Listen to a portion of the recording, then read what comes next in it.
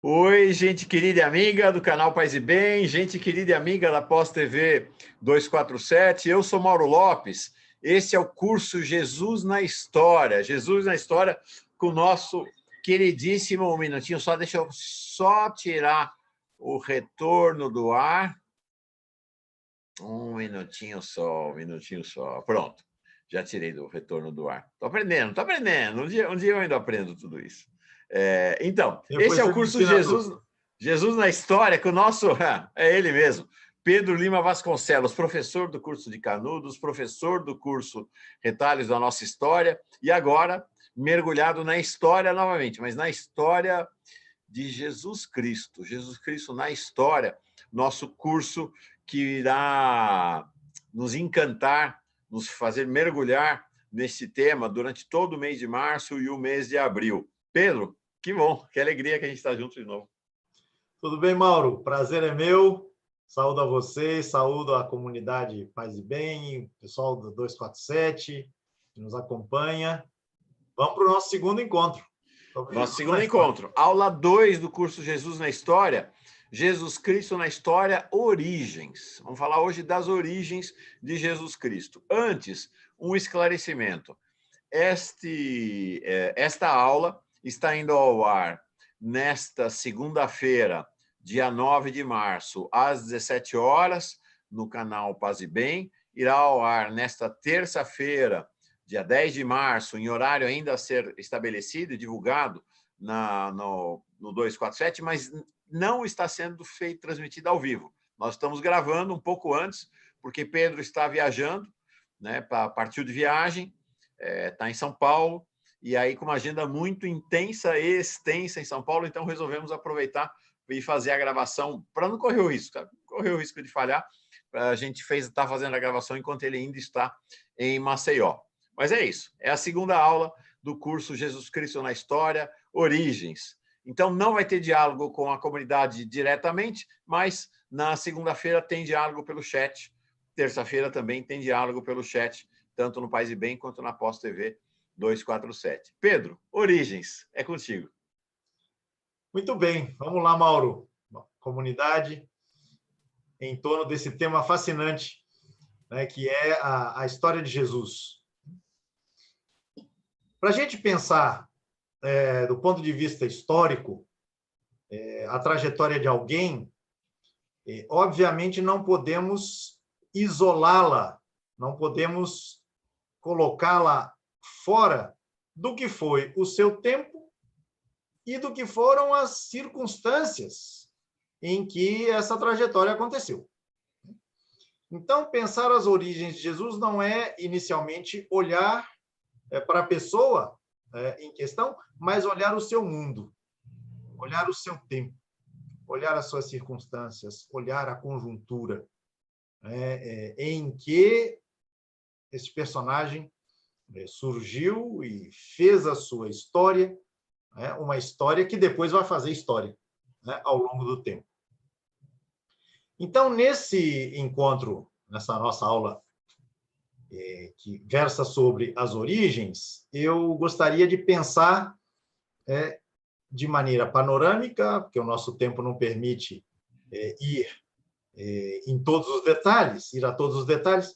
Eu gostaria de pensar alguns tópicos. Basicamente, eu selecionei aqui 4 pontos.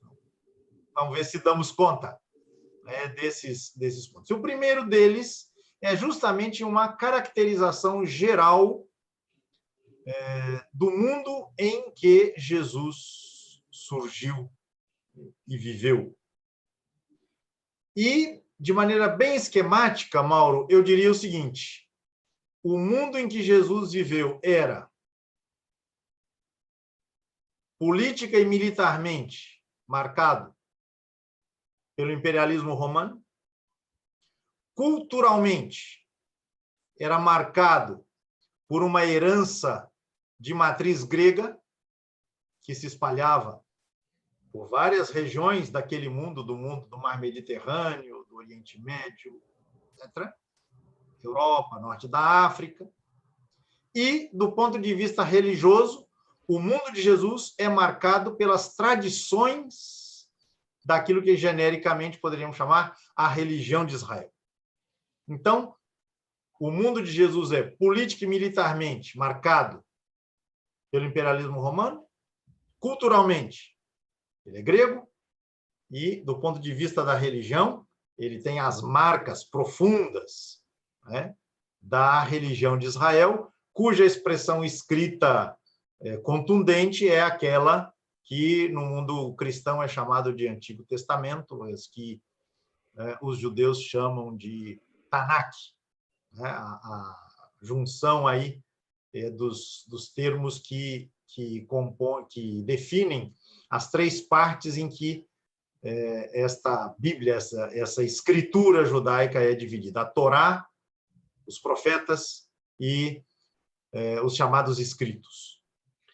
É uma dificuldade para a gente se deslocar para esse tempo-espaço, porque, deixa eu pensar, Pedro, talvez ali final dos anos 50, aqui no Brasil, a gente possa ter vivido algo com alguma similitude, né? Você tinha um país dominado pelo imperialismo norte-americano, ainda com uma predominância cultural europeia, e o catolicismo como uma religião predominante. Havia uma religião predominante, de fato, no país naquele momento.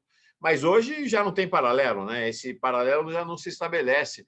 Essa situação, né, de um império político-militar, um império cultural e uma dinâmica religiosa nacional. Já não tem mais, né? Certamente hoje nós percebemos a nossa realidade de maneira mais plural, né, e um cenário mais fragmentário, né, o que é bom no sentido de que emergem as identidades, né, que muitas vezes passavam despercebidas, mas certamente temos mais dificuldade de perceber essa pluralidade em tempos passados. E quando a gente volta 2000 anos, né, a dificuldade ainda é maior. De toda maneira, em cada um desses tópicos que eu mencionei, há nuances, há detalhes, há traços muito específicos. Então, Mauro, se você puder disponibilizar aí para a nossa turma aquele primeiro mapa que eu lhe passei, então a gente pode ter uma ideia de como também naquele tempo as coisas eram muito fluidas. Então, um mapa que nos apresenta esta situação do mundo de Jesus sob a dominação romana. Tô subindo o mapa aqui para todo mundo poder acompanhar a sua descrição, Pedro. Um segundo só. Às vezes demora um pouquinho para subir. Não é função da velocidade da internet, não. O meu computador, que acho que está começando a ficar meio velhinho. Pronto, já subiu. Estou colocando, como dizem os baianos e as baianas, estou botando. Pronto, está aí. Pronto, agora está visível aí para as pessoas poderem ver. Veja, Mauro, se a gente nota, presta atenção ao mapa, à parte colorida do mapa, então, a gente vê algumas regiões com uma coloração mais na direção do roxo, o lilás, uma parte mais amarelada, ou com um amarelo mais acentuado, e outro, um amarelo muito tênue. Isso, por exemplo, aí, ou do lado direito, exatamente. Ora, por que ali a Britânia também, né? Você apontou lá no alto. Isso. Exato. Por que você tem essa coloração diferenciada?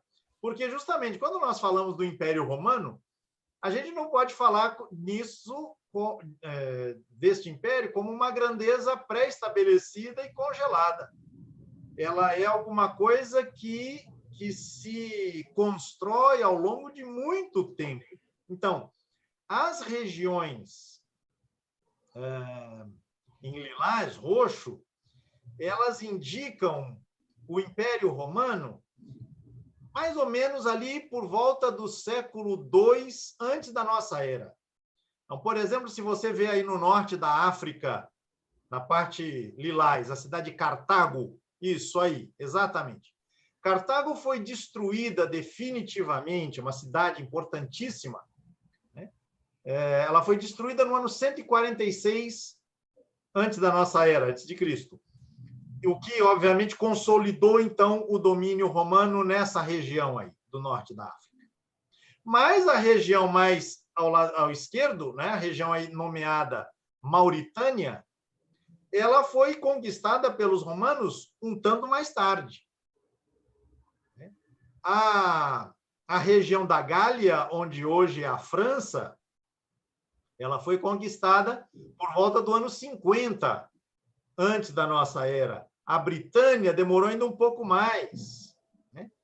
Então, Império Romano é alguma coisa que, em termos de fronteiras mesmo, né, você não pode pensar como algo definitivo, estabelecido de maneira única e definitiva. Então, e as formas de governo também se alteraram nesse tempo. Então, o chamado o Júlio César, né?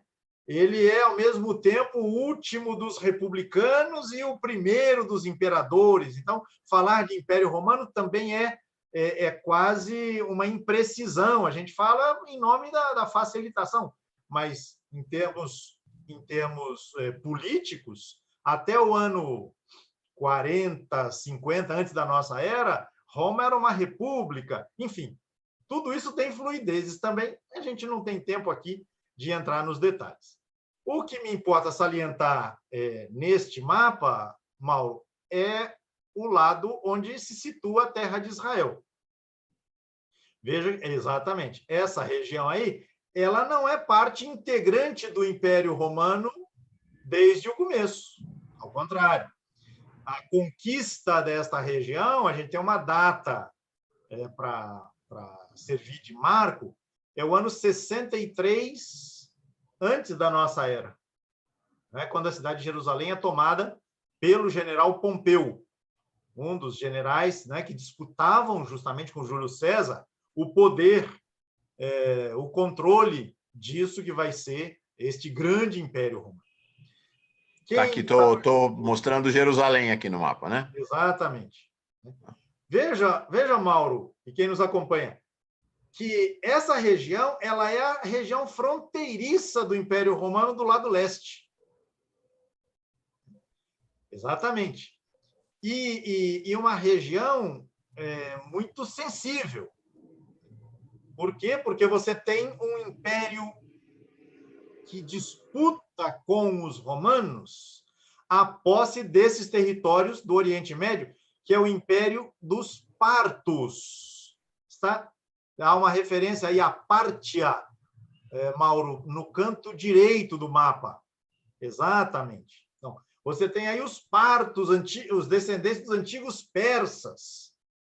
Eles estão disputando com os romanos o controle dessas regiões. Então, a terra de Israel, ela é uma terra em que o domínio romano, de um lado, é muito frágil, ele é muito suscetível a reações, a protestos, a embates, a esforços por independência, por autonomia. E Jesus vive esse mundo. Essas tensões, elas vão estourar de maneira mais contundente 35 anos após a morte de Jesus, mais ou menos, na chamada Guerra Judaica. Uma guerra que começou por volta do ano 66, ela produz uma brutal repressão por parte dos romanos, repressão essa que leva à destruição de Jerusalém no ano 70, a destruição de Jerusalém, o incêndio da cidade, né? A destruição do Templo de Jerusalém, que era um elemento fundamental, né, na organização da instituição religiosa de Israel. Né? Os combates ainda se prolongam mais 3 anos. Há um episódio famoso, que é o episódio de Massada, né, que representa o ponto final, né, desta guerra e o término da repressão romana, mas 60 anos depois vai acontecer outra.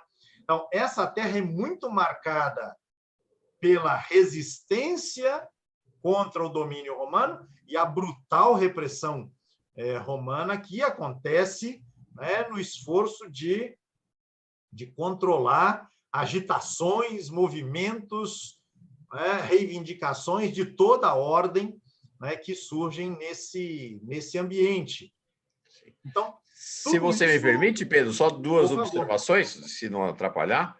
Uma é, por favor, é pensar que o ambiente cultural, pensar no ambiente cultural também como ambiente histórico-cultural dessa terra, é um povo que viveu antes do Império Romano outras histórias de tensionamento, ocupação, pertencimento a outras potências, né? Se a gente pensar antes dos romanos, ó, aqui, ó, o Egito dominou essa terra.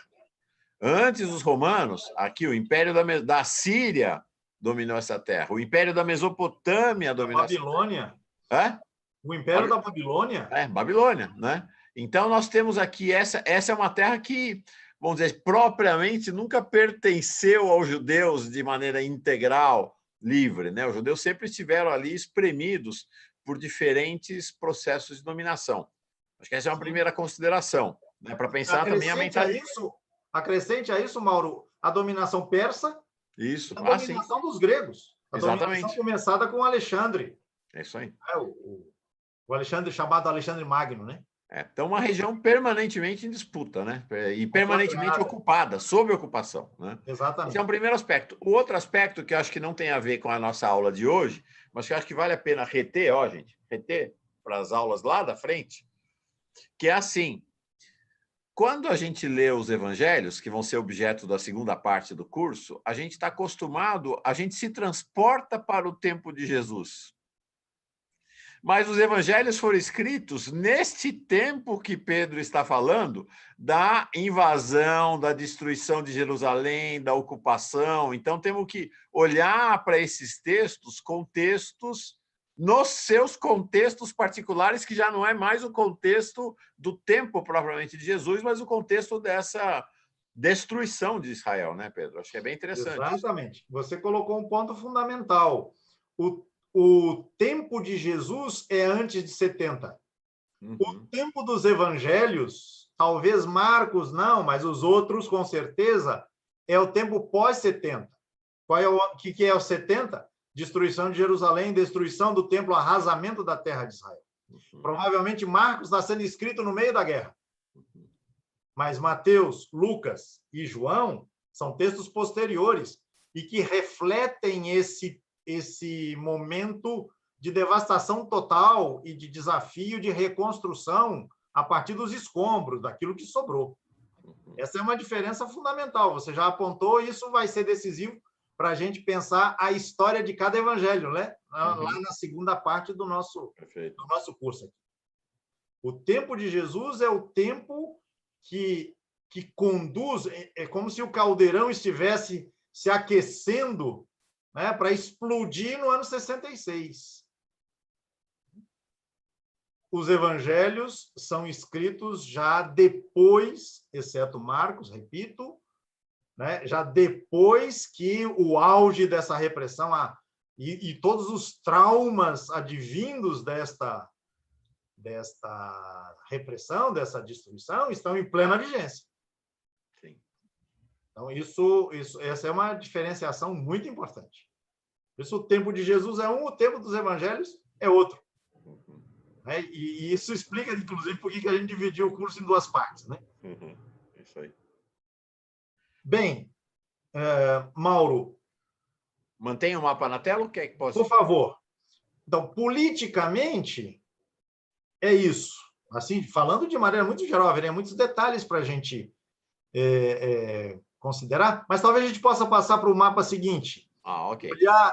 Olhar um pouquinho agora a situação específica da terra de Israel. Enquanto isso, eu vou comentando eu vou abrindo aqui os outros dois tópicos. Eu dizia, culturalmente, Israel está muito marcada por referências do mundo grego.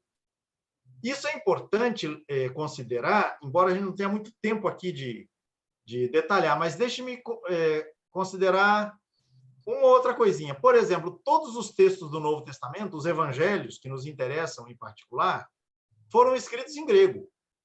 Não foram escritos na língua tradicional dos judeus, o hebraico ou o aramaico. Jesus provavelmente falava grego, porque nas cidades, nos ambientes urbanos, a língua comum era o grego. Nos lugares mais recolhidos, nos lugares mais afastados, na zona rural, aí sim você tem as línguas tradicionais que permanecem. Mas nas cidades, a palavra circulava em grego. Pessoas indo para lá e para cá, o grego se tornou a língua comum. Em Roma, não se falava latim, se falava grego. Paulo escreveu a carta aos romanos em grego. Então, essa é uma coisa também importante e que coloca, inclusive, um desafio para a interpretação. Você conhece bem, Mauro, aquele autor, o André Chouraqui, né, que traduziu vários livros da Bíblia, não sei se todos os livros, mas ele busca recuperar o pano de fundo semita, ou seja, hebraico, aramaico, dos textos do Novo Testamento que foram escritos em grego. Exatamente. Não só conheço, como gosto muito dele. Bom, deu para ver, né? Estava bem facinho ali. A coleção tem uma parte do que ele escreveu está aqui. Pois é. Me parece que nem tudo que ele escreveu foi traduzido ao português. Exato. Escreveu muito mais. Né? Mas ele mostra como, entre o que Jesus pode ter falado em aramaico ou pensado em aramaico e o que está escrito em grego, isso comporta diferenças, né? em detalhes não pouco importantes. Por exemplo, você sabe muito bem disso, né? A palavra bem-aventurado que está nos vários evangelhos na boca de Jesus, muito provavelmente é a tradução grega de um termo hebraico que designa coragem, vamos em frente, avante, a luta continua. A ideia é essa, não é só uma declaração de um estado de espírito que as pessoas devem cultivar, por isso, por aquilo. Então, essa referência à cultura grega que maneja com as culturas tradicionais, é também um elemento importante para a gente entender Jesus, para a gente entender os evangelhos, para a gente entender disputas que Paulo terá, né? Mas Paulo já é outro tema, mas quando a gente fala de um domínio da cultura grega, de novo, a gente não está falando de uma coisa uniforme, de maneira alguma. É um domínio importante, mas você tem embates, você tem interações, você tem conflitos, você tem choques, você tem intercâmbios. Há todos os movimentos possíveis aí, né? E do ponto de vista religioso, podemos ir para o outro mapa? Pronto, está aqui, estava te esperando. Esperando sua ordem. Do ponto de vista religioso, o mundo de Jesus é marcado pelas tradições que compõem a religião de Israel. Então, vamos pensar aqui, Mauro, e quem nos acompanha. A terra de Israel é uma região, também essas fronteiras são convenções, porque isso mudou, a nomenclatura indicando as regiões também mudou nesse tempo, enfim. Então, grosso modo, se costuma falar da terra de Israel como aquela que se situa, olhando no mapa, do lado esquerdo do Rio Jordão. Então, Galileia ao norte, Samaria no centro e Judeia no sul. Perdão, Rio Jordão é esse aqui, ó. Estão vendo, Exatamente. gente? Estou subindo exatamente pelo Rio Jordão. Esse aqui é o Rio Jordão. E você falou, referência, Judeia no sul, né? Aqui. Isso, Samaria no centro e Galileia no norte. Galileia no norte, tá? Então é isso aqui. Pensando que, na verdade, o Jordão nasce no alto, né? Isso, desculpa, perto de Cesareia, e ele vai descendo até desembocar no Mar Morto. Começa aqui o Jordão e vai. Tão fundamental na história de Israel e na história do Novo Testamento também, né? Exatamente. Aqui. Agora, você veja que o próprio mapa já nos coloca aí regiões na outra margem do Jordão, a região aí da Decápole, região que hoje a gente chama de Transjordânia, e alguns textos dos evangelhos também mencionam, né, esse nome. Então, a terra de Israel, ela é também, como você colocou muito bem anteriormente, como ela é um espaço de muitas conflagrações, de muitas circulações, de muita gente que vai e vem, impérios que se estabelecem, que são derrotados e vêm outros no lugar, enfim, você tem uma pluralidade também cultural e religiosa muito grande. E é uma pluralidade que eu estou pensando por debaixo dessa expressão singular, religião de Israel. Então, apenas para ilustrar, em Jerusalém, na Judéia, a gente tem o famoso templo dedicado, né, ao Deus de Israel, Javé, né? Mas na Samaria existe também, no Monte Garizim, existia um templo dedicado a Javé, né? E havia uma disputa, inclusive, entre samaritanos e judeus sobre qual a montanha que efetivamente abrigava o verdadeiro lugar da moradia de Javé. Há uma passagem do Evangelho segundo João, um encontro entre Jesus e uma mulher samaritana, em que eles discutem exatamente isso, né? Nossos pais, diz ela, nossos pais adoraram na montanha aqui do Garizim, vocês, judeus, dizem que é em Jerusalém que se deve adorar. Então, você tem já aí uma disputa. Ora, a Galileia está ao norte da Samaria, onde se encontra a cidadezinha de Nazaré, da qual a gente falou no encontro da semana passada. Ora, a Galileia não tem nenhum templo, né?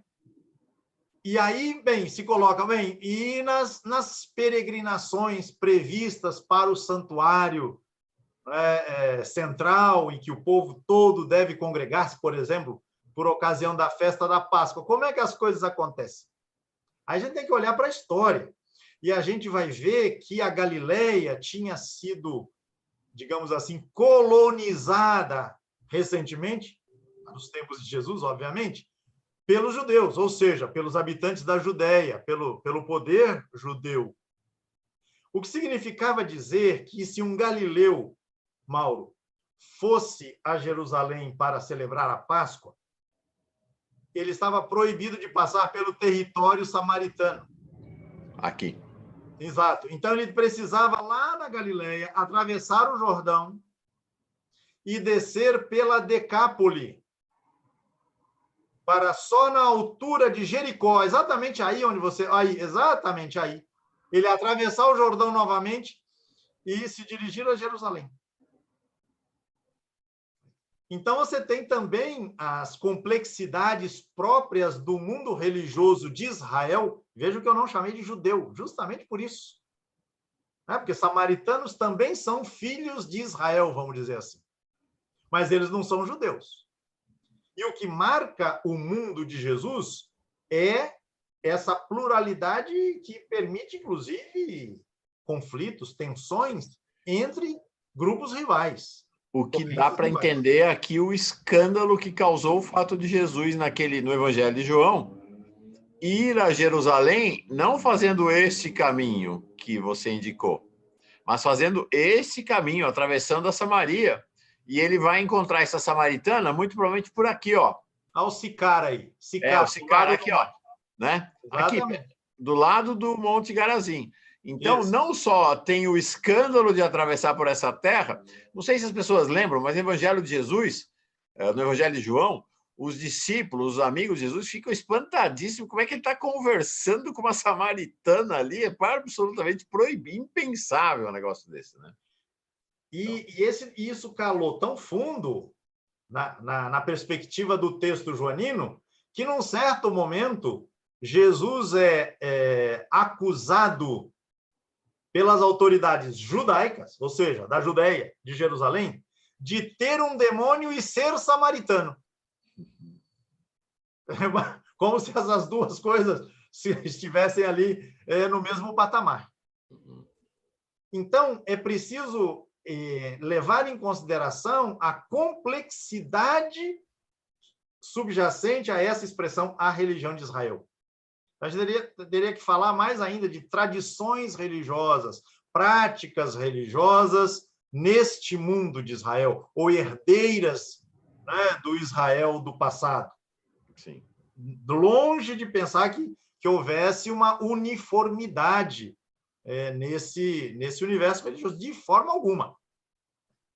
Então, você tem complexidade no mundo político militar, você tem complexidade no âmbito cultural e você tem complexidade no nível religioso. E, às vezes, as mudanças elas acontecem do dia para o outro. Por exemplo, no tempo de Jesus havia um rei chamado Herodes. Este rei foi chamado pelos romanos rei dos judeus. Ou seja, ele era um títere, na verdade. Ele era um testa de ferro dos romanos, mas ele recebeu esse título, rei dos judeus. Ora, ele governava essa região praticamente toda, que está pontilhada. Judéia, Samaria, Galileia, Traconite, Decápole, etc. Ora, quando Jesus tinha mais ou menos 10 anos, aconteceu um protesto contra um recenseamento que os romanos mandaram fazer, ou por ordem dos romanos se fez, para atualizar as tabelas de cobrança de impostos. E por conta das consequências, das implicações deste recenseamento, o povo que não aderiu, né, não se submeteu a essa determinação, Roma fez uma intervenção. Jesus devia ter aí uns 10, 12 anos. Né? E aí o rei Herodes Antipas, já não é mais o Herodes rei dos judeus, ele será chamado tetrarca da Galileia, só da Galileia. Como se fosse uma espécie de rei, mas apenas da Galileia. Enquanto a Samaria e a Judéia estarão sob controle direto dos romanos. Intervenção romana, direta. Com os governadores. Exatamente. Por exemplo, Pilatos. Então, veja, se no tempo que Jesus nasceu, você tinha o domínio geral de uma figura, que era Herodes, meio judeu, meio não judeu, mas enfim, alguém da terra, no tempo da atuação de Jesus, a situação já está redefinida. Herodes Antipas manda na Galileia e Samaria e Judéia estão sob intervenção direta dos prefeitos ou dos procuradores romanos. Pilatos é apenas o mais famoso deles. Então, é preciso levar tudo isso em conta, e repito, eu tratei dessas coisas aqui com muita rapidez, mas há muitos detalhes que são interessantes e importantes para que a gente possa caracterizar de maneira minimamente adequada este mundo que foi o mundo de Jesus, nas suas origens e na sua atuação. Então, esse é o meu primeiro ponto, Mauro, e eu nem sei quanto tempo a gente tem de... Nós temos ainda... Eu perdi aqui, no tempo. Deixa eu me ver. Vamos para o segundo ponto. Foi meia hora. Temos ainda praticamente meia hora. São... Tá certo. Tá ok. 2:42. Então, é isso aí, praticamente meia hora. Só uma observação, Pedro? Pois não. Para mostrar como tudo isso é muito mais complexo do que se nos parece atualmente. Como a gente falou, esta aqui é uma região com muitas invasões, muitos domínios. E muitos domínios políticos, militares e culturais. Então, aqui, nessa região, a gente tem como que camadas e camadas e camadas religiosas e culturais, umas sobre as outras, interpenetrando-se umas sobre as outras. Então, a Samaria é um contexto, a Galileia é outro, a Judéia é outra. Então, é assim, é uma colcha, é mais do que uma colcha de retalhos, né? São, de fato, camadas superpostas e comunicantes umas com as outras. Então, a gente fala da religião de Israel, mas debaixo dessa denominação religião de Israel, na verdade, tem múltiplos processos religiosos que aconteciam ali naquela época. É um né? guarda-chuva, essa expressão é um guarda-chuva. É um guarda-chuva, é verdade. Abriga muita coisa aí embaixo. É isso aí. Né? Então, estamos falando de uma... A gente tende a simplificar. Bom, se a gente tende a simplificar o Brasil, imagina lá. Exatamente. Para você ver como as coisas são simplificações que podem ter consequências. Por exemplo, falar em Palestina para caracterizar essa região pode fazer sentido para nós que somos sensíveis, solidárias à causa palestina. Mas Palestina não era o nome. Esse nome não existia. Esse nome foi dado a essa terra, veja só, foi dado a essa terra por mais um gesto de vingança dos romanos contra Israel, na destruição do século II. Eles pegaram o nome do inimigo tradicional de Israel na Bíblia, que eram os filisteus, a Filisteia, né? Tá no sul ali, né? Você já tirou o mapa, mas não, pera aí, ali no sul. Bota ele de novo aqui. Eles pegaram o nome Filisteia, cuja referência está ali, por exemplo, quando você vê ali a cidade de Asquelon e a cidade de Gaza. Isso, aqui. Aqui são os filisteus. Essa é a região dos filisteus, lá no tempo de Davi, de Golias, enfim, o pessoal deve conhecer essas histórias. E eles pegaram essa palavra Filisteia e, a partir do ano 135 depois de Jesus, portanto, 100 anos após a morte de Jesus, fizeram uma corruptela desse nome e tiraram o nome Israel e colocaram Palestina. Então, chamar Palestina a terra em que Jesus viveu é um equívoco. Né? Embora faça sentido do ponto de vista da solidariedade política inegável que temos com o povo palestino, não é? Mas as nuances são importantes de serem destacadas para que justamente não faça confusões. Vamos para o segundo ponto. Uau, tá bom demais. Segundo ponto. Eu chamei aqui de esperanças populares. A terra de Israel, nesse tempo, Mauro, comunidade, então, é uma terra que respira muitas dominações, muitas invasões, muitas ocupações, muitos intercâmbios. É bom pensar também um detalhe, né? Você tem filhos e filhas de Israel na terra, mas você tem uma diáspora, né? De judeus, judias, samaritanos, samaritanas, gente oriunda da Galileia. Você tem uma diáspora, uma dispersão, né? de pessoas que se reconheciam vinculadas a Israel, né? Por vários cantos do mundo romano, daquele mundo maior, né? Que a gente viu no primeiro mapa. Bem, esse tempo, esta terra, este povo disperso, mas que tem simbolicamente na terra ali, né, uma referência fundamental, vive resistências e vive esperanças. Na literatura que eu mandei para a bibliografia deste nosso encontro de hoje, Mauro, está aí um título que eu gostaria de recomendar muito. É o livro de dois estudiosos estadunidenses, um deles eu tive o prazer grande de conhecer uma vez que ele esteve no Brasil, chamado Richard Horsley. Ele escreveu, junto com John Hanson, um livro chamado Bandidos, Profetas e Messias, Movimentos Populares no Tempo de Jesus. Este livro é de leitura obrigatória para nós que queremos pensar as questões do povo, nós que, pela via da esquerda, sonhamos um outro mundo possível e apostamos na organização popular, na criatividade popular, né? no que o Ariano Suassuna, se aqui estivesse, chamaria do Israel real. Então, temos temos que considerar esse tempo e essa conjuntura nesta perspectiva das muitas lutas e das muitas esperanças. Então, organizações de vários tipos,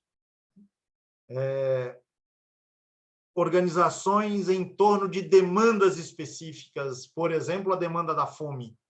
Então, situações de organizações para saquear armazéns, para saquear, para se apossar de víveres resultantes das extorsões através dos impostos cobrados pelas autoridades, né? E muitas dessas imposições eram feitas, eram recolhidas da população pela via da própria espécie, né? Então, impostos pagos em espécie. E então você tem organizações populares que, em vistas do enfrentamento da fome, né, ocupam, né, saqueiam armazéns, depósitos, particularmente depósitos vinculados, né, aos poderes estabelecidos, né, que acumulam sobre a miséria da população. Movimentos de ocupação de terra, sim. Se a gente não pensar nessas ocupações que aconteciam, né, naquele tempo, a gente não vai entender algumas das principais parábolas que Jesus contou, em que ele fala justamente de lutas pela terra que aconteciam naquele contexto, que ele traz à tona para que seus ouvintes, as pessoas que o acompanham, né, passem a refletir, né, tomando justamente esses exemplos, né, como ilustração.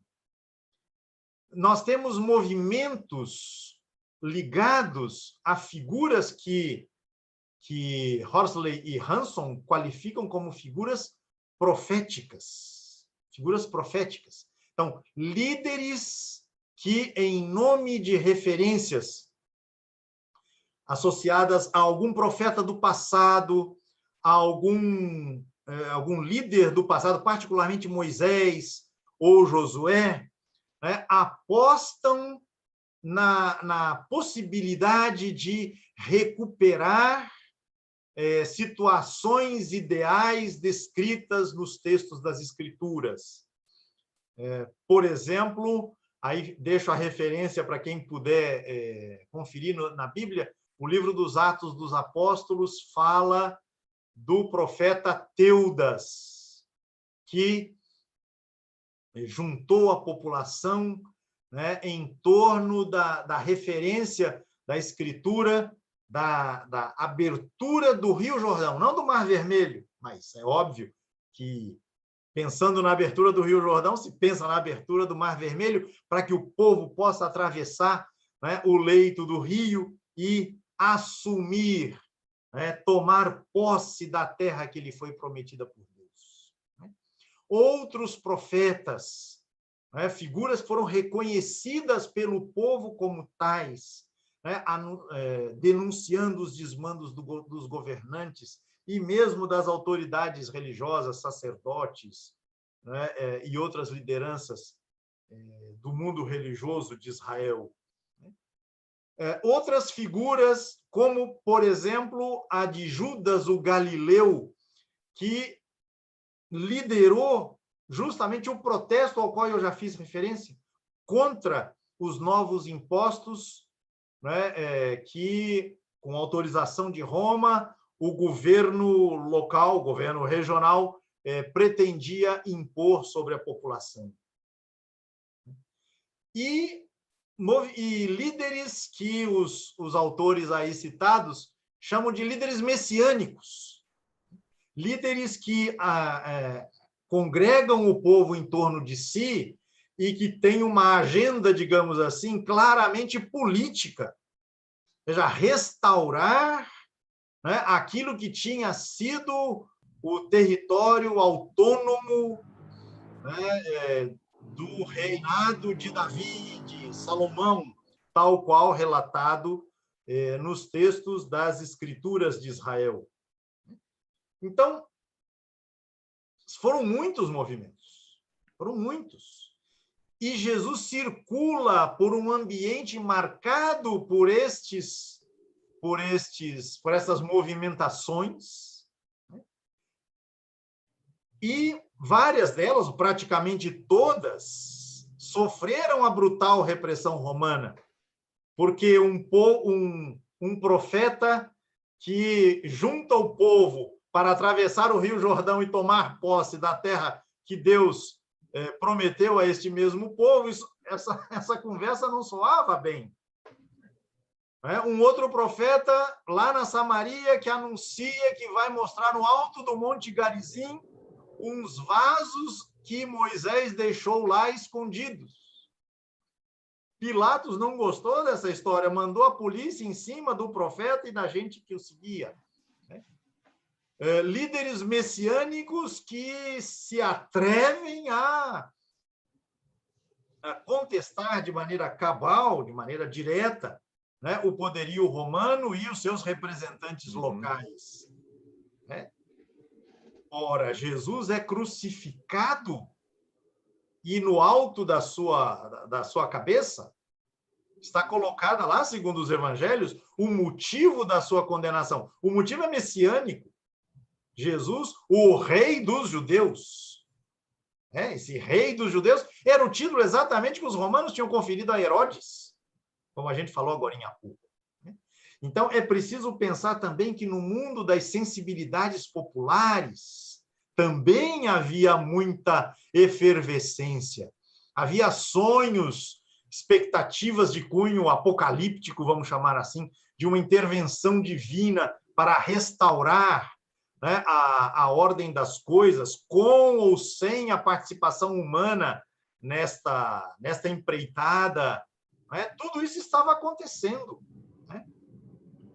Então, havia os líderes fariseus, havia grupos e lideranças essênias, havia os saduceus mais ligados à aristocracia sacerdotal.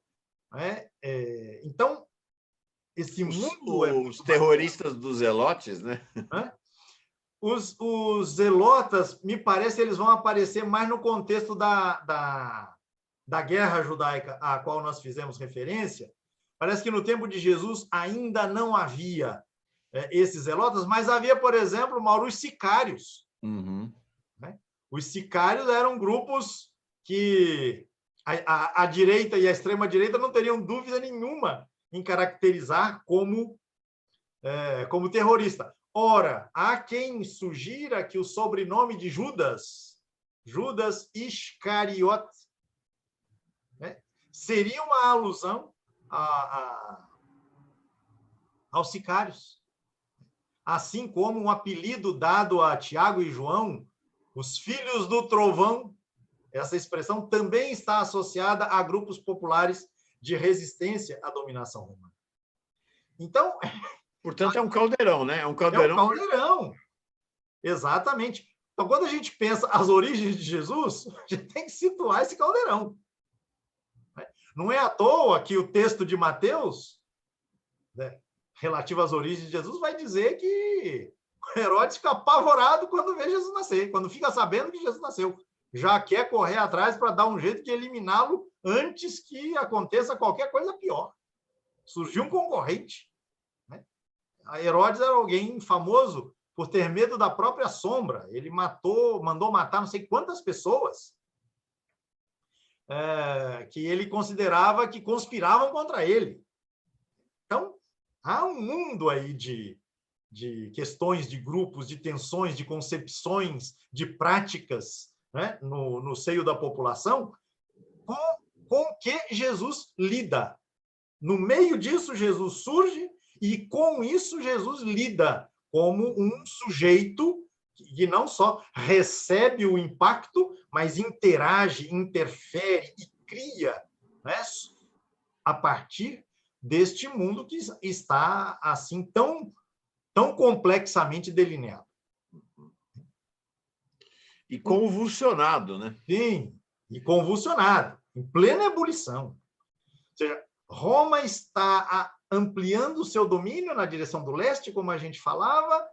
30 e poucos anos depois vai estourar. 30 e poucos anos depois da morte de Jesus, vai estourar uma guerra brutal, né, em que foram mortos milhares de filhos e filhas de Israel. O historiador Flávio Josefo, a quem a gente deve grande parte dessas informações todas, né, ele falava de crucificação de 500 pessoas por dia depois da tomada de Jerusalém. E depois houve quem tivesse a ideia de não crucificar mais, até porque estava faltando madeira para fazer cruz. O Josefo diz isso. Tiveram a ideia de vender essas pessoas como escravas. E com esse dinheiro, Mauro, se construiu o Coliseu de Roma. O dinheiro da venda, imagine quantos não foram os milhares, né, de filhos e filhas de Israel, né, entregues à escravidão. Né? Então, é um mundo, é um caldeirão mesmo, né, efervescente, conturbado, e não é à toa que, segundo Mateus, Jesus nasce como alguém que conspira contra o rei dos judeus e morre no alto da cruz. Este é o rei dos judeus. Nesse ambiente a gente precisa pensar, né, a trajetória de Jesus. Esse seria meu segundo ponto. Okay. Vamos ao terceiro? Vamos embora. Você tem quantos pontos ainda? 2. Vamos embora. Vamos lá, né? Vamos embora. Nossa, ó, eu não sei, porque ao vivo estou só eu com você aqui. Mas por mim a gente vai, vamos em frente. Não tem horário, não. Vamos embora. Tá certo. O terceiro ponto que eu quero salientar aqui nessa oportunidade, Mauro, tem a ver com a questão de ordem literária. Quando a gente fala das origens de Jesus, nós somos remetidos basicamente a um conjunto pequeno de textos. Por mais que na nossa cabeça, no nosso imaginário, haja tanta coisa, né? Natal, o presépio, a estrela, os anjos, e não sei mais o quê. Na verdade, o que a gente tem sobre as origens de Jesus, do ponto de vista dos textos escritos que estão no Novo Testamento, é muito pouco. O que a gente tem? O texto de Marcos, que é o evangelho, provavelmente o mais antigo dos 4 que estão no Novo Testamento, ele simplesmente ignora as origens de Jesus. Ele já apresenta Jesus saindo de casa, saindo de Nazaré, por volta dos seus 30 anos. Os 30 anos, quem nos fala dessa idade é Lucas, não é Marcos. Mas, enfim, Jesus já adulto. Ou seja, sobre as origens de Jesus, a gente tem apenas a referência a Nazaré, porque Marcos fala que numa certa oportunidade, Jesus vai a Nazaré, né, e encontra lá seus conterrâneos, etc. O texto joanino, o 4º evangelho, ele fala das origens de Jesus, mas não das origens históricas estrito sensu, mas das origens transcendentais de Jesus.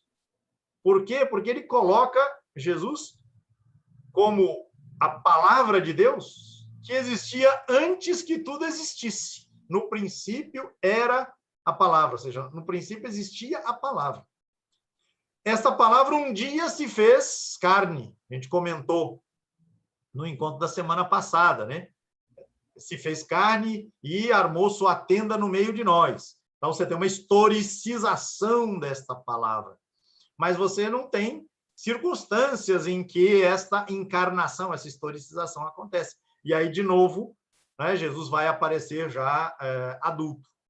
Então, quem conta alguma coisa sobre as origens de Jesus, as origens do personagem humano histórico Jesus, são os evangelhos segundo Mateus e Lucas. Os 2 primeiros capítulos destas 2 obras. Mas, se quem nos acompanha quiser fazer o exercício, eu recomendo que faça depois. Não vamos fazer agora, porque o nosso tempo não permite. Uma simples olhada nesses 2 textos, esses 2 capítulos de um lado, 2 capítulos do outro, vai mostrar para nós uma série de discrepâncias. Por exemplo, talvez a mais evidente. De acordo com Mateus, Jesus nasce na cidadezinha de Belém. Belém está lá na Judéia. Se você quiser colocar o mapa de novo, talvez seja útil para as pessoas verem. Uhum. Eu vou falando aqui e o mapa sobe e o pessoal vai poder visualizar. Jesus nasce em Belém,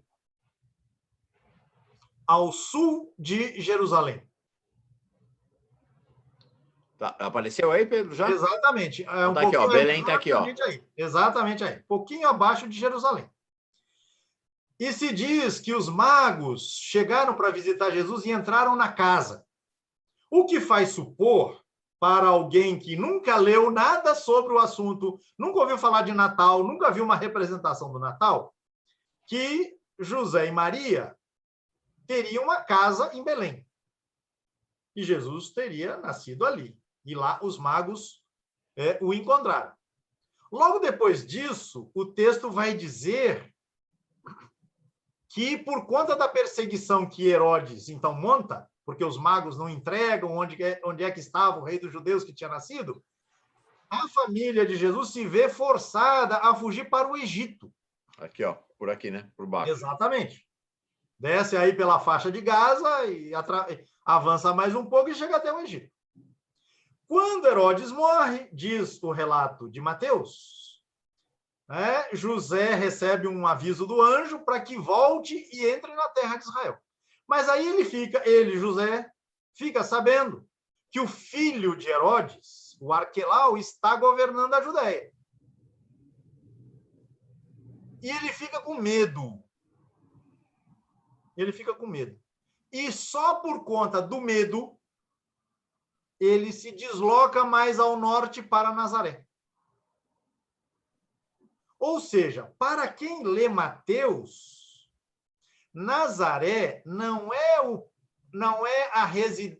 a localidade original da residência da família de Jesus, mas é a terra do exílio, vamos dizer assim. É um refúgio, porque, diz o texto de Mateus, José ficou com medo de voltar para a Judéia. Ora, se você vai a Lucas, ao texto de Lucas, você vai ver o quê? Que o anjo, que agora tem nome Gabriel, aparece a Maria numa vila da Galileia chamada Nazaré. Ou seja, a família de Jesus é radicada em Nazaré. E Jesus só vai nascer em Belém por força de um recenseamento que obriga as pessoas a se registrarem em seus lugares de origem, etc. E aí há uma viagem de José e Maria já grávida para Belém. Veja que a trama narrativa, o itinerário já é completamente diferente. E para agravar ainda mais a situação, segundo Lucas, Jesus nasce em Belém. 8 dias depois, aliás, 40 dias depois, ele é apresentado ao templo, no templo de Jerusalém, a figuras como Simeão e Ana, cumprindo lá, Maria e José cumprem as determinações legais em relação aos filhos primogênitos, e depois disso, a família volta para Nazaré, porque, afinal de contas, ela morava lá. Cadê a viagem para o Egito? Cadê os magos? Cadê a estrela? Não aparece. Não aparecem. Assim como os pastores e o coro de anjos cantando glória a Deus nas alturas, e o presépio e a manjedoura não aparecem no texto de Mateus. Isto coloca um problema para quem queira ler os textos dos evangelhos como informações exatas do ponto de vista biográfico. Quase eu ia dizer, Mauro, e aí seria uma agressão a você como jornalista, como se fossem informações jornalísticas. Não, o jornalismo também tem tendências. O texto jornalístico também não tem essa objetividade absoluta. Muito pelo contrário, né? Toda a nossa crítica à imprensa mostra isso, né? A imprensa tradicional mostra isso, né?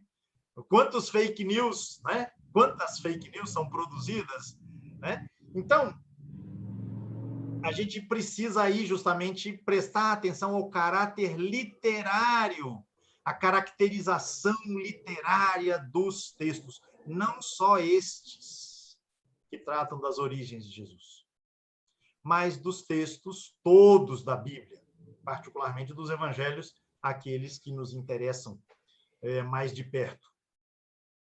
São textos que, mais do que informar, eu gosto desse joguinho de palavras, quem sabe ajude, mais do que informar, eles querem formar. Então, ao apresentarem por caminhos tão diversos o nascimento de Jesus em Belém, quem redigiu o texto de Mateus e quem redigiu o texto de Lucas não estão querendo dar uma informação biográfica que constaria na certidão de nascimento de Jesus, caso isso existisse naquela época.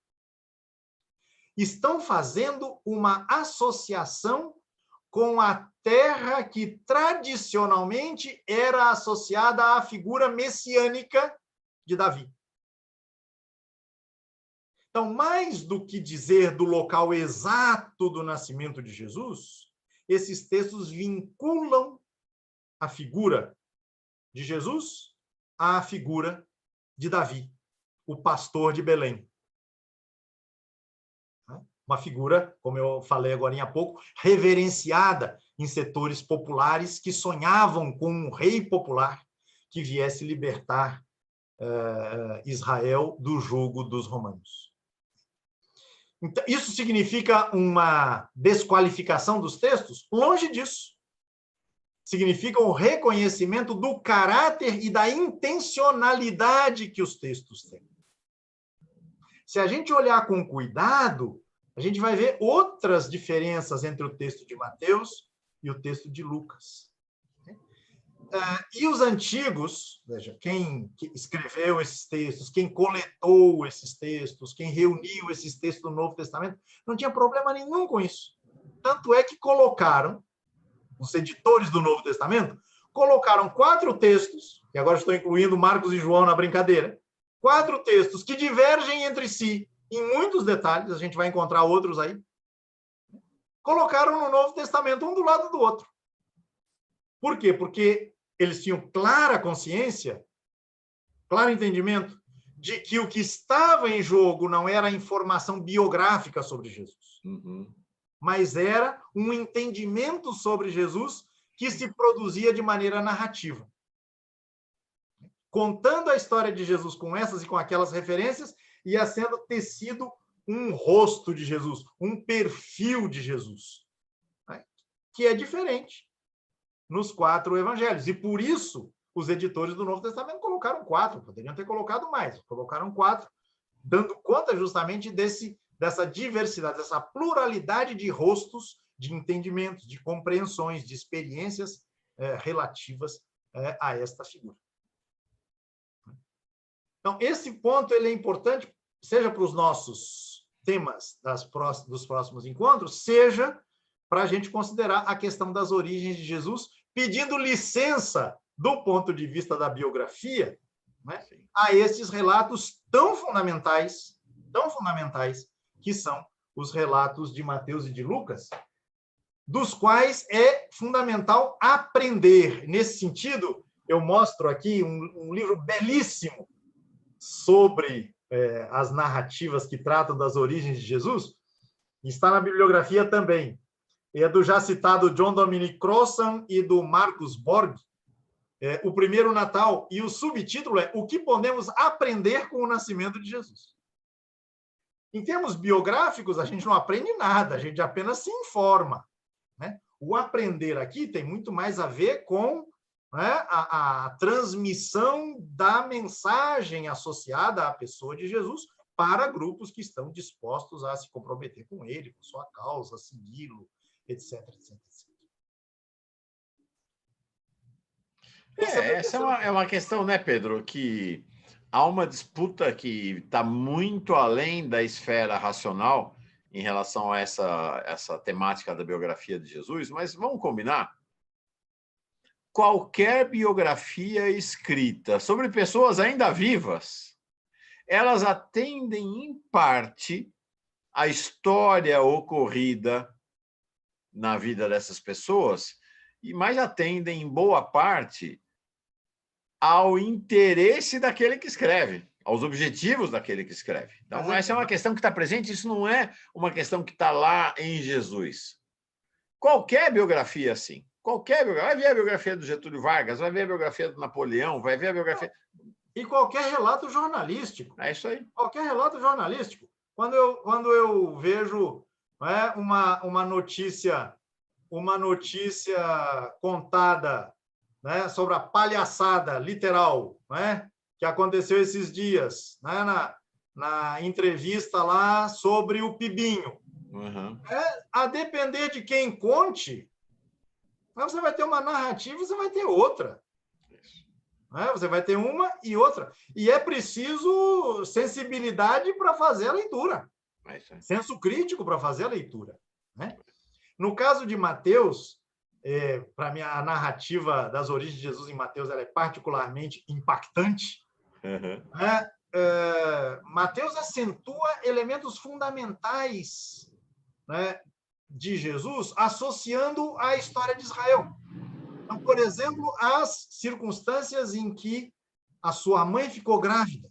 Ele diz lá, antes que ela vivesse comprometida, ela já estava comprometida com José, mas antes que vivessem juntos, antes que coabitassem, ela foi encontrada grávida. Assim diz o grego, e as Bíblias, em geral, não traduzem direito. Ora, essa situação é uma situação vexatória para Maria, não é? De um escândalo público. Uhum. Ora, Mateus acentua isso e na genealogia de Jesus que ele apresenta no início do Evangelho, ele apresenta 4 mulheres que também, por caminhos diferentes, passaram por situações vexatórias quanto à sua moralidade, ao questionamento da sua moralidade, da sua dignidade. No capítulo 2, a figura de Jesus é associada com a de Moisés. Uhum. Jesus foge para o Egito. Moisés foge com sua gente do Egito. O faraó mandou matar as criancinhas no Egito. Herodes mandou matar as criancinhas em Belém. Então, o texto de Mateus constrói a narrativa de Jesus, tendo como pano de fundo literário a história de Moisés. E algumas tradições populares que, na época, corriam a respeito de Moisés. No caso de Lucas, a mesma coisa. A mesma coisa. Então, é importante que, quando a gente diz que esses textos são pouco biográficos, né, a gente não pense, estamos desvalorizando o texto. De forma alguma, a gente está tratando de salientar aquilo que terá sido a intencionalidade que presidiu a escrita de um e a escrita de outro. Legal. Bem, quarto ponto. Feito isso, eu vou para o quarto ponto, e esse quarto ponto pode ser muito rápido na minha exposição aqui. Ou seja, todos os indícios apontam para a possibilidade de um Jesus galileu, mais do que um Jesus judeu. Um filho de Israel, mais do que um judeu. Mas por que ele é chamado de judeu aqui e ali? Às vezes por simplificação, mas às vezes pelo fato, já mencionado, de que as autoridades judaicas, políticas e religiosas, submeteram a Galileia, uns 100 anos antes de Jesus nascer, de Jesus aparecer, submeteram a um processo de judaização cultural e religiosa. A gente falou disso, né? Não é o galileu que tem que atravessar o Jordão para descer pela Decápole, pela Pérea, para depois atravessar de novo o rio e chegar a Jerusalém. Então, Jesus é judeu, não é, de maneira geral, mas ele é especificamente galileu. As pessoas, quem não tem afinidade com a história bíblica, só para deixar claro, antes de Jesus, havia, de fato, um reino chamado Israel, que já não existia mais na época que ele nasceu. Então, o norte era Israel, o sul era a Judéia. Isso. Então, eram dois reinos distintos. Então, Jesus nasce no reino, quando o Pedro fala, então, de filho de Israel, é porque ele nasce no norte, onde antes, na época de Davi, havia o reino de Israel e havia o reino da Judéia. Então, esta caracterização do judeu e do filho de Israel são figuras que têm uma distinção. O que depois a gente conhece tudo como Israel, mas não era assim na época, né? No tempo de Davi, você tem o reino de Israel, as tribos de Israel e a tribo de Judá, mais isso. Benjamim, né? E Davi, segundo o relato bíblico, unifica isso num único reino. Mas é interessante, já que você falou isso, eu aproveito o ensejo para dizer, nunca o reino recebeu um nome só. Israel e Judá. O reino de Israel e Judá. Depois da morte de Salomão, você tem a divisão dos reinos. Né? E você vai ter, então, Israel no norte e Judá no sul. Depois vem os domínios, né? Assírio, babilônio, persa, e aí isso tudo vai mudando de nome né? ao sabor das circunstâncias, das novas conjunturas, das novas delimitações de fronteira, etc. Isso. E aí, quando eu falo de Israel agora, nesse tempo, né, eu estou querendo englobar tudo isso. Uhum. Embora, por exemplo, veja como as coisas são fluidas. Herodes era chamado de rei dos judeus, mas isso incluía os samaritanos, incluía os galileus, incluía o pessoal da Transjordânia. Enfim, os nomes são muito fluidos. As relações entre os nomes e as coisas também são muito fluidas. Né? Então, quando eu digo Jesus é filho de Israel, digo tanto nesse sentido que você especificou, ele é do norte, como ele é filho dessa grandeza maior que a gente chama de Israel, e aí incluindo o norte, o centro, o sul, a Transjordânia e tudo mais. Mas ele não, ao que tudo indica, né? O mundo dele é o mundo da Galileia. A atuação fundamental dele, segundo os 3 primeiros evangelhos, se dá na Galileia. Então, acentuar esse caráter galileu de Jesus, sem com isso negar que ele seja judeu, né? Espero que a essa altura fique claro, é um acento importante. Por quê? Porque ele vai encontrar-se com o mundo das práticas culturais que corriam muito mais livres, leves e soltas, vamos dizer assim, na Galileia, do que na região da Judéia, onde a centralidade de Jerusalém era muito mais marcante, ou mesmo em Samaria, por conta da centralidade do culto no Garizim.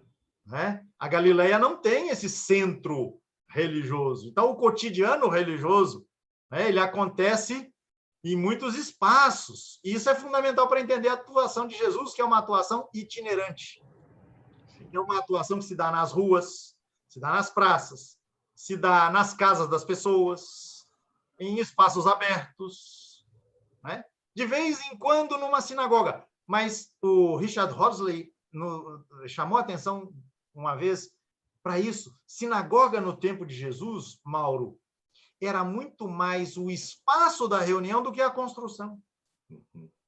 A arqueologia tem mostrado que sinagogas, como construções específicas, né, concretas para as pessoas, para congregar as pessoas, reunir as pessoas num lugar preciso, isso é alguma coisa já do século II, depois de Jesus. No tempo de Jesus, sinagoga é uma reunião. Essa reunião pode acontecer debaixo de uma árvore, na praça, né, no espaço que for possível, no espaço que esteja... Sinagoga é a assembleia. Exatamente, exatamente. Então, e no mundo da Galileia, em que você não tem o templo, em que você não tem a oferta de sacrifícios, porque esse é um ponto-chave. A sinagoga é lugar de reunião, de ensino, de oração, de resolução dos problemas cotidianos, às vezes funciona como espaço de troca, de intercâmbio de mercadoria, feira, alguma coisa assim. O templo não é um lugar de oferta de sacrifícios. Galileia não tem isso. E por mais que existam as obrigações, né, de ir ao templo uma vez por ano e em outras circunstâncias, o cotidiano religioso da Galileia ele é muito mais aberto. Sim. Isso eu quero É acentuar. curioso, Pedro, porque nós começamos na quinta-feira passada o curso sobre judaísmo e humanismo contemporâneo com o rabino Alexandre Leone. No final, ele falou muito brevemente sobre a sinagoga dele. E eu estive lá no Shabá, na sinagoga dele, me chamou muito a atenção a absoluta não centralidade do rabino na celebração religiosa. Né? Não é um sacerdote, não é um padre. Exatamente. Ele falou isso, ó. O rito judaico é laico, não é religioso.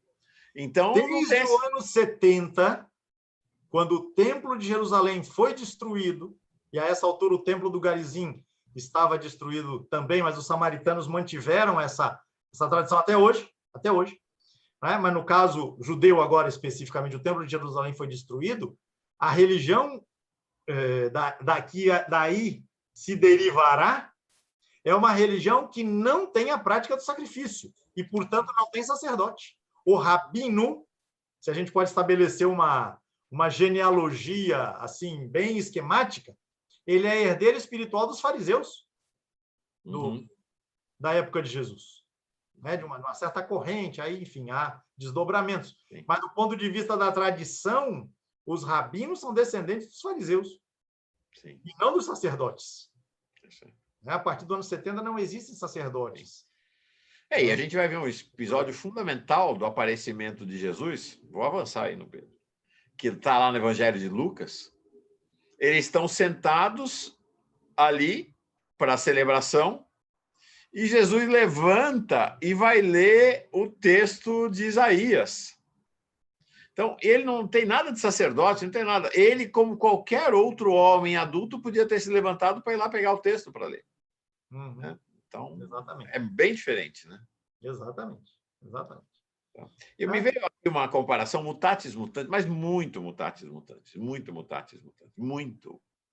Mas assim, se a gente pensar Jesus no Brasil, Jesus ia nascer no Nordeste. Jesus ia nascer nessa coisa popular, solta, céu aberto, que caracteriza muito fortemente o Nordeste brasileiro, né? É interessante. A Galileia é a terra das gentes, né? O próprio nome Galileia tem esse significado. Legal. Está muito perto da fronteira ali com a Fenícia, com a Síria. Então, você tem um cruzamento também de ordem cultural extremamente destacado, e é pena que a gente conhece pouco. Existem alguns trabalhos publicados em português sobre a Galileia no tempo dos evangelhos, mas mesmo isso é pouco, e é pouco conhecido. Mesmo os trabalhos que a gente tem disponíveis, o Richard Horsley tem um trabalho, o Sean Frame tem outro trabalho sobre a Galileia e a relação dela com os evangelhos, com Jesus. Isso tudo é muito pouco conhecido.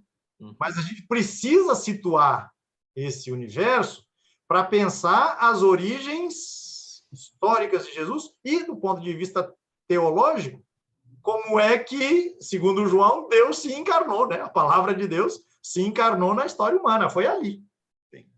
Foi ali. Naquela família, né, em que Deus se fez carne, e na oficina de José, em que Deus se fez classe. Na palavra de Dom Pedro Casaldáliga. Gente, estamos embarcados nas origens de Jesus? Acho que sim, né? Acho que é isso, né, Pedro? É isso. Eu ainda ia falar uma coisinha sobre a família. Né? Opa, fala.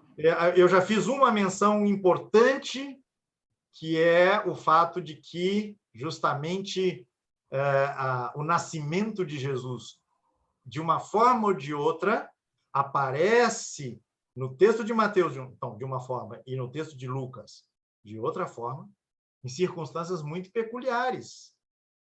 Maria não vivia conjugalmente com José. E isso foi um problema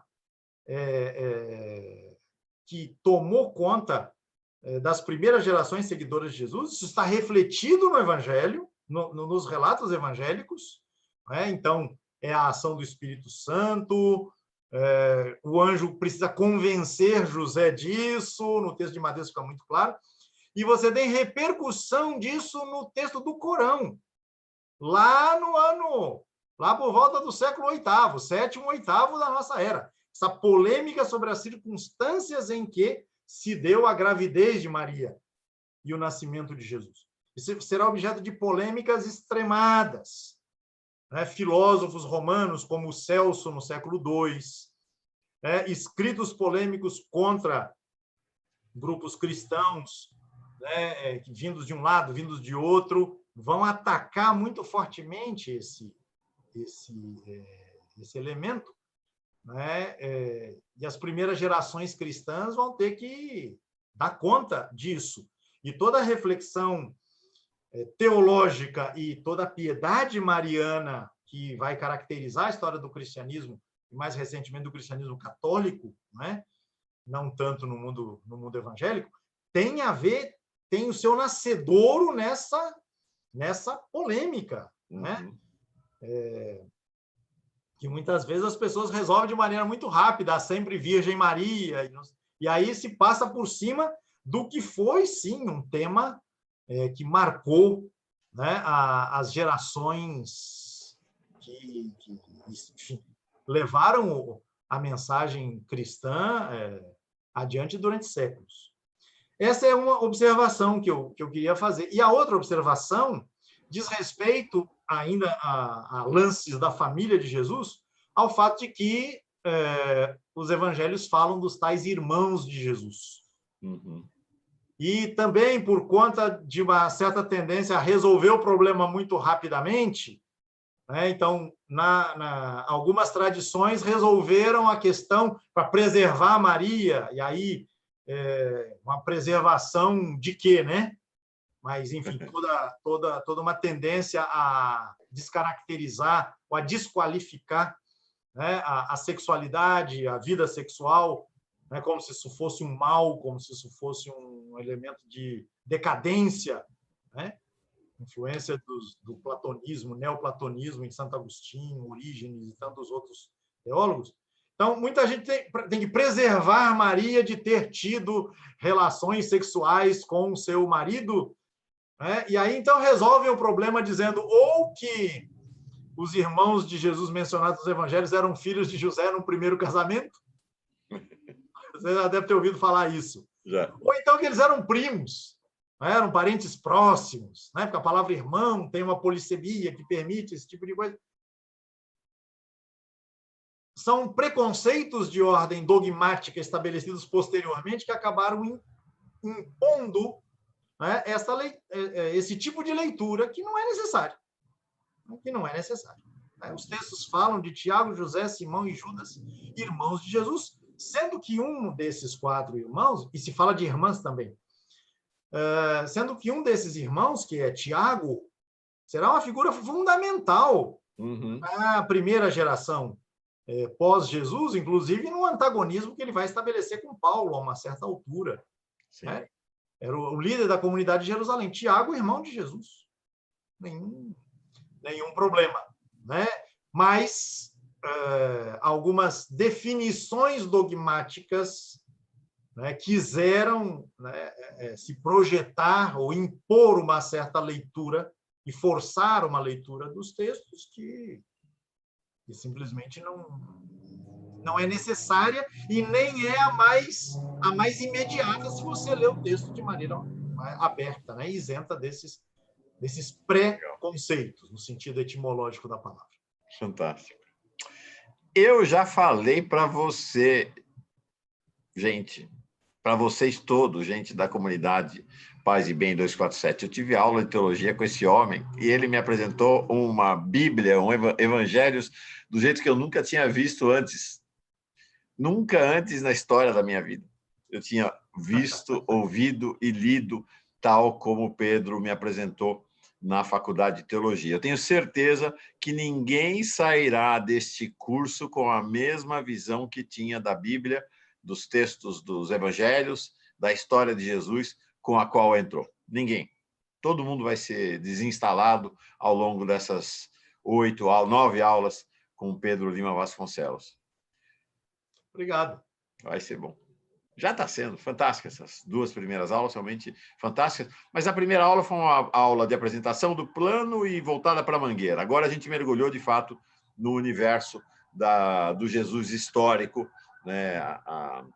Olhando, examinando os textos bíblicos em detalhes, né? A partir de agora. E, bom, não só os textos bíblicos, né? Mas toda a história, toda a teorização, toda a construção de estudos que se fez ao redor dos textos bíblicos. Então, próximo encontro, próxima aula, nós vamos falar da vida, é isso? Ação.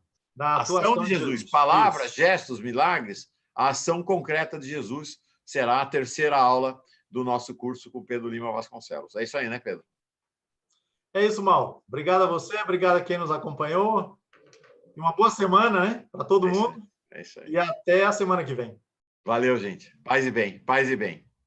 Paz e bem. E, ó, lê os textos que o Pedro indicou. Vale a pena. É isso aí. Paz e bem, gente. Muito bom mesmo. Estou feliz. Um abraço. Tchau.